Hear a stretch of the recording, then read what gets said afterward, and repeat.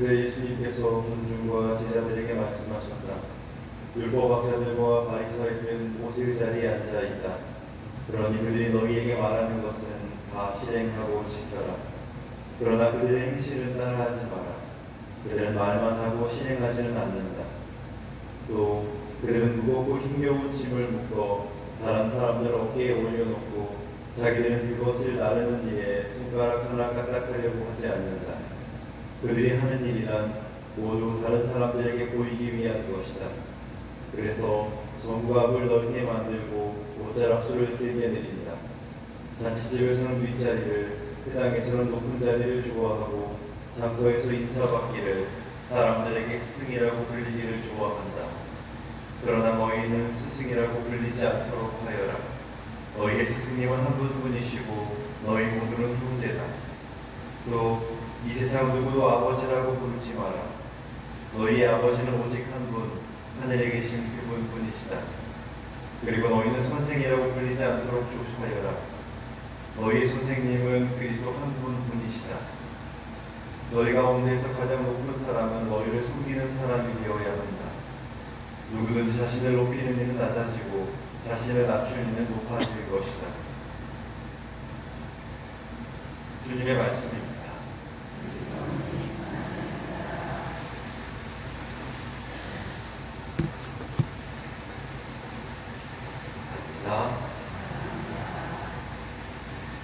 햇빛이 났죠? 내 마음이 저도 기분이 좋더라고요.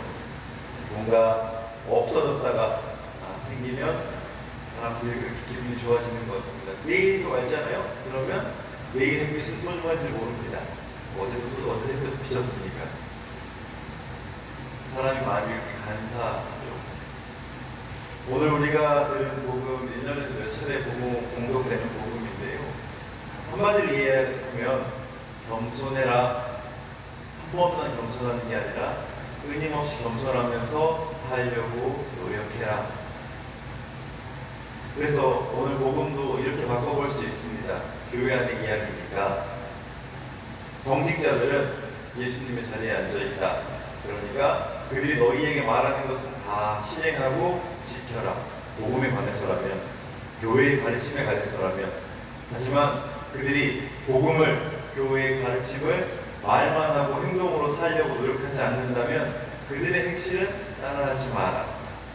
어쩌면 그들이 하는 일이 모두 다른 사람들에게 보이기 위한 것일지도 모른다. 스쳐가는 수많은 장면들이 있으시죠? 뭐라 물어보지 않겠습니다. 만약에 사제가 잔치집에서 윗자리만, 사람들한테 인사받는 것만 좋아하고 수부님한테 귀에 단소리, 듣기 좋은 소리에만 정신을 쏟으면서 마치 자기가 잘나서 그런 대우 받고 있다고 생각하면, 그래서 착각하면서 살면, 하나님 안에서 자기가 교회 안에서 어떻게 살아야 되는지 모르면 여러분들 어떻게 하시겠습니까? 10중 8구는 뒤에서만 흉봅니다.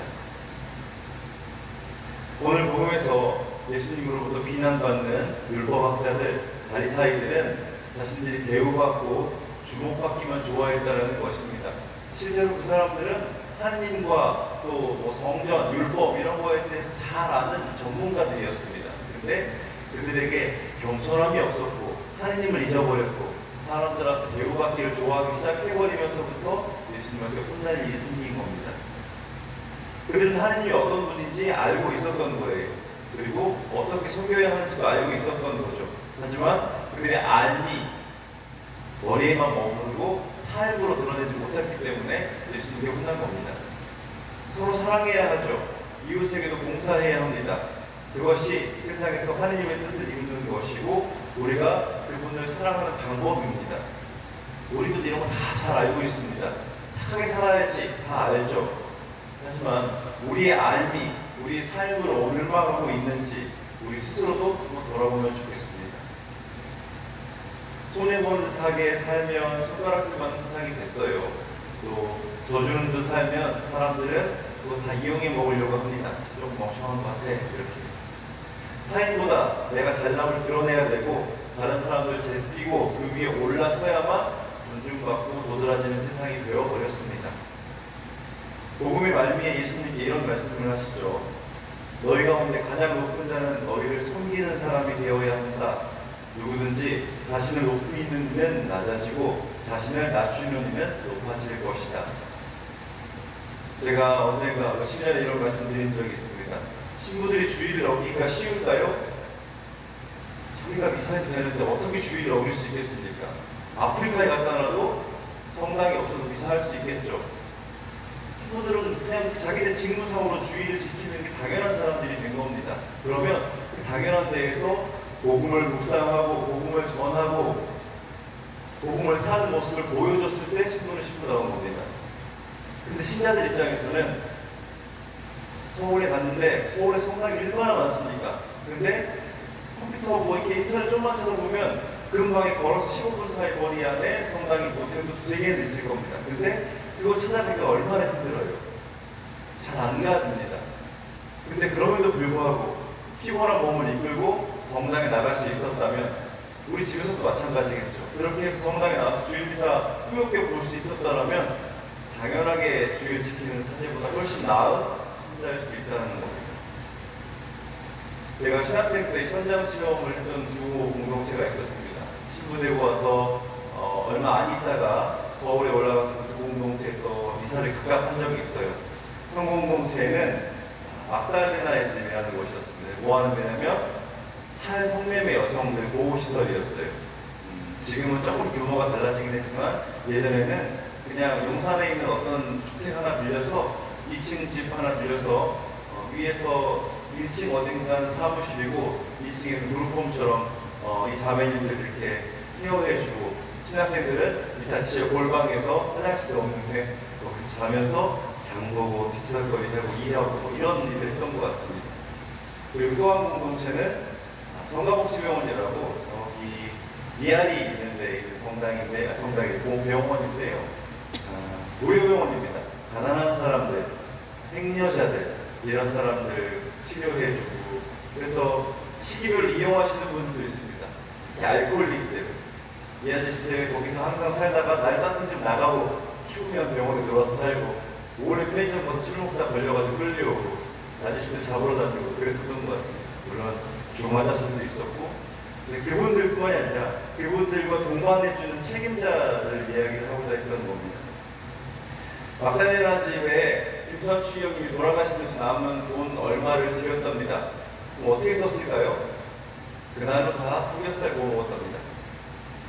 그 집은 그냥 그런 집이었던 거예요. 추기 형님도 오시면 똑같은 상에다가 똑같은 반찬 넣고 똑같이 밥 먹었답니다. 그리고 그 대표님은 거기에 있는 오는 여성들을 자기랑 똑같은 사람으로 대우했습니다. 그랬으니까 가난한 사람들한테 똑같이 밥 차려주고 추기 형님이 오셔도 똑같이 밥 차려줬습니다. 건강복지병원에서도 그랬었던 것 같아요. 자기 삶을 그냥 의사로 돈 벌 수 있는데도 거기다가 자기 삶을 내놓고 가난하게 살면서 가난한 사람들 돌봐주시는 선생님이 계셨습니다. 되게 멋진 분이셨어요. 두 공동체 모두가 개인의 영이나 어떤 사익을 추구하는 공동체가 아니었어요.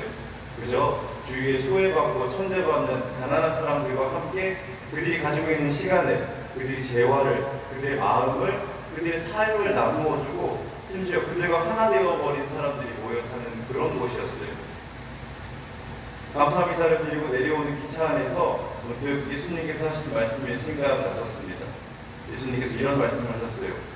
네가 잔치를 베풀 때에 가난한 이들, 장애인들, 다리 저는 이들, 눈먼이들을 초대하여라. 그들이 너에게 보답할 수 없기 때문에 너는 행복할 것이다. 그들 모두 예수님의 말씀을 사는 사람들이었고 머리로 아는 예수님을 가슴에 담고 손과 발로 그 사랑을 실천하는 그런 사람들이었습니다. 그분들과 함께하면서 저도 사제로서 살아가는 모습들을 헤아리고 또 그렇게 살고자 노력하면서 사제가 됐습니다. 하지만 연차가 쌓일수록 부족함을 느끼고 또 교회에 합당한 사제로 살 수 있나 하는 회의감도 늘 있습니다. 누구나 인간적인 부족함들이 있기 때문에 그렇겠죠. 아직 저는 연차 얼마 안 되는 풋내기 사제에 가깝고 또 스스로의 삶을 저울질하기에도 표본이 너무 모자랐지만 그럼에도 불구하고 사제의 삶을 구체적으로 세속에서 사제의 삶을 헤아려 보면 하느님께서 또 신자분들께서 심지어 사제 자신의 기준마저도 그에 합당한 삶은 영적이든 육적이든 다 쉽지 않습니다. 좋은 엄마가 어떻게 사는 걸까요? 좋은 아빠는 어떻게 사는 걸까요? 어떤 아이의 어떤 엄마인지, 어떤 아이의 어떤 아빠인지에 따라서 좋음의 기준이 달릴 수 있는 겁니다. 그러니까 끊임없이 노력해야 되고 끊임없이 겸손해야 하는데 우리는 알맞은 세팅값을 딱 찾으면 그대로만 하는 거죠. 아침에 늘 쌀밥에 콩나물국만 먹었습니다. 너무 좋아했어요. 근데 1년 내내 끓여주면 그거 좋아할까요? 아니죠. 뭘 원하는지 끊임없이 알아봐야 한다는 겁니다. 아침을 안 먹기 시작하면 뭐가 필요한지 알아봐야 한다는 거죠. 그게 다른 의미의 좋은 엄마 아빠가 되는 삶이겠죠. 사제도 마찬가지인 것 같고 수도자도 마찬가지라고 생각합니다. 그래서 다시 제가 여러분에게 묻고자 해요.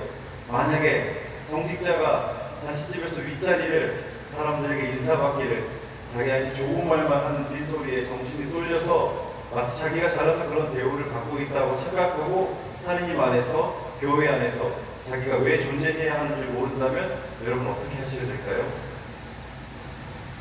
좀 봐야죠. 정말 그렇다면 그를 미워하고 비판할 수 있어야 됩니다. 하지만 거기다가 힘 다 보고 다 미워한 뒤에는 그래도 그를 위해서 기도해 줄 수 있어야 됩니다.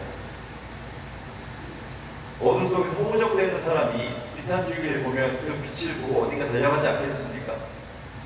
그래서 어둠 속에서 스스로 잘난 줄 알고 헤매지 않도록 기도로 빛을 비춰주시고 하나님 만날 수 있도록 기도로 그에게 힘을 줘야 하겠죠. 정직자들뿐만이 아닙니다. 우리 가정에서 내가 하는 일도 누군가에게 그렇게 한 줄기 빛을 비추어주는 일이어야 할 겁니다. 또 내가 누군가를 통해서 그 빛을 보면서 나아갈 수 있어야 하기도 하겠죠. 특별히 사순식이 이 회개, 사제를 포함한 모든 교회의 신자에게 주어지는 은총으로의 초대라고 할 수 있습니다. 오늘 특별히 교회의 사제들을 위해서 기도해 주시길 부탁드립니다. 그들이 맡겨진 모든 영혼을 마음으로 사랑할 수도 있도록, 몸으로 살아갈 수도 있도록 그렇게 기억해 주시는 일이 될 수 있으면 좋겠습니다. 아멘.